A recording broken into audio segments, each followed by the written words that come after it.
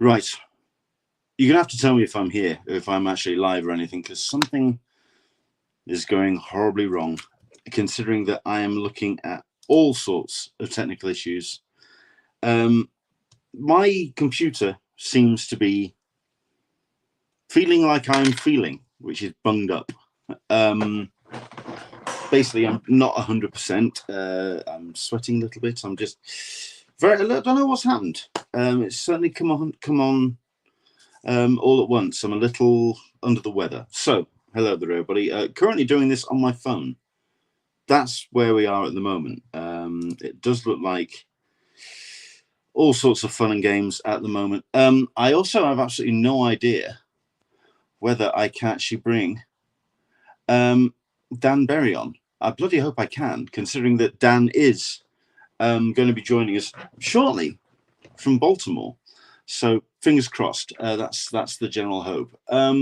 But yeah, everything just kind of like it feels like I'm feeling. And to be honest, it feels like a lot of people felt from yesterday with the returning registration badge sale for San Diego Comic Con.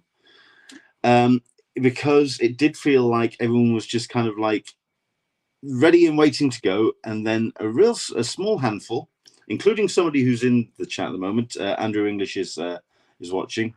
He's alive. I am alive. Hello, everybody. I'm also going to do my best to actually not cover the camera with the thing. Andrew English, you spent all this money on new gear, but what about a new laptop? It's a HP Pavilion. There should be nothing wrong with this machine.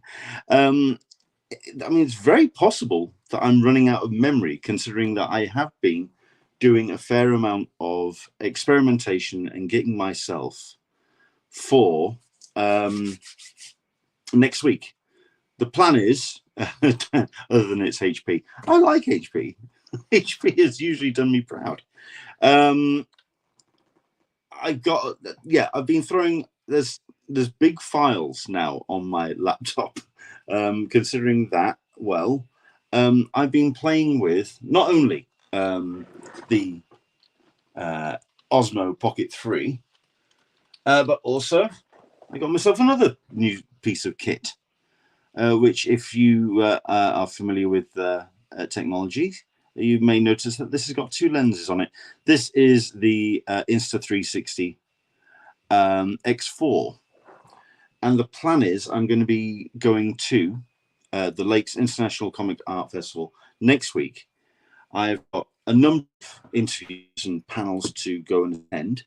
And one or two people I'm going to be speaking to, one of which the interview will hopefully be part of next week's on next week's show, Ring Chuck Cook, Ring Doorbell on a Stick. It's not a ring doorbell on a stick. I wouldn't touch Ring with not a chance. It's not going to happen. Guests, however, we have got somebody who's going to kind of hopefully make this a little bit more of an interesting live stream. I know I'm running late, and hopefully we're not going to hold up your the Monday too much. But this is where we find out if Dan Berry is actually here, considering I can see him and he can see us. Hello there, Dan. How the devil are you, sir? I'm good. How's my audio? Your audio is fine, and I'm also going to go a little bit more like that so that we can see full screen. No, you're looking very good, and not only that, cool. But it's very colourful with the shirt. You're looking very hirsute. We can see you. We can hear you. Cool. Let me try to flip the mic around or the camera around. I can't remember how to do this. That turns it off. How do I do the settings? Settings, camera. There we go. Back camera. I mean, it looks like Andrew, we're all having technical issues. Andrew English today. My PC is saying solid hard drive soon about to die. Didn't seem there to we go. Normal hard drives. I think this is just full. Like I say, I mean, considering that a 9-minute clip with this was clocking in at 12 gig for a file. So I'm gonna have to play with that. And not only that, but just getting it encoded so I can put it out online. So yes, hopefully some more updates on that. So Dan is at Baltimore Comic Con. It's a nice solid picture, which is unusual for the inside of a convention center. But he's deep in the convention floor. first thing on Sunday morning. It's what 20 past 10, something like No, that. it's East Coast, so it's almost 1:30. Oh, right. Yep. Baltimore, other side of the country. But of course, yes. So I think the first question is, I mean, I've been hearing really good things, just nothing but positivity about this year's show. This show is one of my favorite shows in the year because it is almost a old school Comic Con where it's almost all comic guests, very few celebrities, and this year was no exception. Because of course, comic talent aren't celebrities. They are. Well, as opposed to Hollywood celebrities. Where we put them in the landscape of things, but no. Okay, I know what you meant. I know what you meant. Yeah, whatever. Yeah, indeed. So, yeah, when I hear about Baltimore Comic Con, it's basically up there with New York when it comes to its artist alley. Yeah. With the talent involved. I mean, is there such a thing as headliners at something like Baltimore? Because it really does seem like it's talent from top down. I mean, talent top to bottom is good. I mean, you got bigger names like Amanda Connor, Jimmy Palmiotti. You also have people who don't make con conventions like Ben Edlin, the creator of the Tick, is here, and he rarely does Comic Con appearances. You got people like Art Adams right in front of us as he's sketching away. Cool beans. Mr. Art Adams, of course. Yes. Yeah, don't interrupt him too much. I wasn't. I know what people are like with having a camera thrown in front of them, but yeah, be respectful on that. But no, it's good to have Art Adams front and center. So that's who's that? Jeff Loeb. Oh, okay. Sorry, I'm looking at this on my phone at the moment. They have tiny little heads. Crush your head. So yes. This is Ron Garvey. Yep. Steve Epling. Yep. Good. I spotted a bloody huge banner and a very incredible lineup for the comic sketch art crew. Yes, they are a little bit further down. I'll walk over there. Yes, I saw that banner and G. Willow Wilson. I think that's one of the best backboards you can get.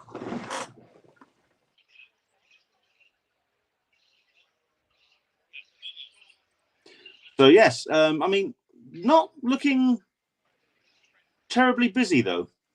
Well, it is a Sunday, yeah, and there is a baseball game going on right across the street from here. Okay. Can you still hear me? It's pretty loud over here. Can you still hear me okay? I can still hear you, absolutely. Yeah. And also, the light rail was shut down this morning because there was a fire not too far from here. So that got shut down. So that could be affecting traffic too. Okay. Yeah, there was a restaurant that burned down this morning. Ouch. Yeah. Okay. Right next door to the Marriott. So right here. Okay. So I can imagine people might either be distracted by that or indeed having a lie-in because, I mean, what was that throughout the course of the night, yeah? And there's the comic sketch art group. Like I say, I mean, I saw the backboards and it was like banger after banger after banger. Side by side.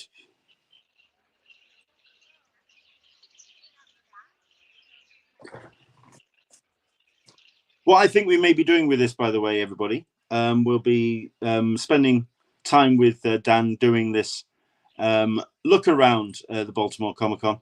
And then I think what we're going to do is cut this stream short early. I might do a live stream tomorrow once we've kind of tidied everything up and kind of got everything back up to speed. But we'll do this as a live stream from Baltimore Comic Con. Tomorrow we'll talk about the returning registration badge sale that happened yesterday. We'll talk about what we can look forward to when it comes to lakes. We'll do all the things that are promised that we would usually do as part of this show. We'll do this as a special thing tomorrow. Mad Cave, they are doing great guns at the moment. I have recently contributed to the Tripwire awards as a judge, and also putting together their Google voting form. And Mad Cave representing in the small press, always putting out some great titles. So no, do head to Tripwire magazine.com because some great people being represented. Put your votes against the mast, please. So, the Hero Initiative booth. I mean, you've been there all weekend. What's been the highlights for yourself? I mean, people that you've seen, people that you've come across. Who's been the kind of like the interactions that have stood out? Being able to talk to Ben Edlund was probably one of the favorite ones because he rarely does a con appearance, and when he does, it's usually not at a booth. So being able to talk to him, get a couple sketches from him was awesome. Sorry, what was the name again? Sorry. Oh, sorry, Ben Edlund, the creator of the Tick. Oh, right. Yes. Yes, which he rarely does cons. Usually in San Diego, and he hasn't done one of those in 5 years. So seeing him at a con like this was kind of cool. Just chat with him, get a couple quick doodles for free. Yeah, but super nice guy. That's always a bonus. Yes. Other than that, it was that had to be the highlight. I got a few sketches from people, which I'll show you later because they're still working on them. I got some from Emma Kubert, Scott Hanna. Sorry, to your left there, is that Beckett Press? Is who? Sorry? Is that Beckett Press to your left? Oh, yes. Yeah. So Beckett Press is Scott Snyder's efforts. No, Beckett Press. Beckett is CBCS. Scott Snyder is it's not really affiliated with Scott Snyder. I know what you're thinking, but I can't think of it off the top of my head. I thought it was. Yeah, but it's not part of Scott Snyder. Fair enough. You've got Toby saying, Dan, if you can swing it, take a game in at the Brickyard. Apparently. At the what? I have no idea. Listen, every once in a while, someone will put a comment in which seems like code to me. I mean, personally, I think that what Toby's account has been hacked.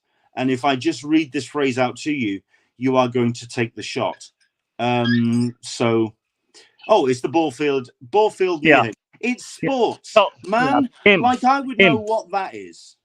The baseball game is literally happening right now across the street. It's sports. I don't know. Yeah. Yay, sports. Honestly, Toby, what? Remember your target audience, dude. Yeah, but the baseball game's happening right across the street, Toby. Okay. So that's going to be a little cross traffic because the game's going to end probably about an hour, give or take, before the con ends. So you're going to see a little bit of cross traffic, a little bit of mess. I don't know what the Venn diagram between a baseball game and Baltimore Comic Con would be. Well, imagine Petco Park's running out at the same time that San Diego Comic Con does. Well, that's football. That's something else. But no, that's baseball. I don't think the audience would be slightly different. Okay, that's but the crowd. Yeah. Like that what was with the random chair? Right then, I mean, there was a guy just sat in a random chair, just facing a booth. Oh, probably somebody who works for the booth. just watching the booth. You're scooting by at such speeds. Yeah. Because you see with it. Baseball anime cosplay. There's your overlap. Nice. And here's the other side of the artist alley. Look at the size of space that you got there. Yeah. So, into the blue, Mr. Sporting teams are sporting well. Go sports teams. Go team. Go team. I have no idea. Not a clue.